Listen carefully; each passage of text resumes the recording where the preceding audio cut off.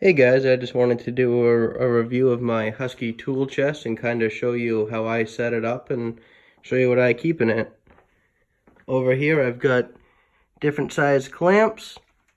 Up here I have an Empire 12-inch level, a little flashlight, those Harbor Freight flashlights that you guys get for free. I got this from Harbor Freight as well.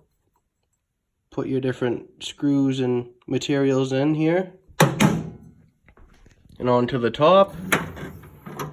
Starting on the left side, I have a scraper, Allen wrenches, tape measure, awl, utility knife, Harbor Freight hook and pick set, chisel knife, all my different files right here,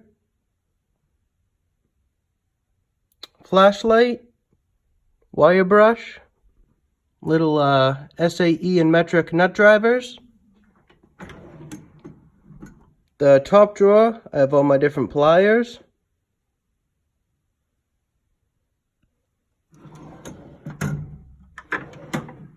All my different screwdrivers. On this side I have Torx, little precision, multi-bit, 6-in-1 and 11-in-1. And on this side I have all my Phillips and slotted and stubbies. In this drawer I have an 8-inch adjustable wrench, a little stubby adjustable wrench, a 12-inch adjustable wrench, and my pry bars right here. In this drawer I have assorted sandpaper right here, 3M sanding block,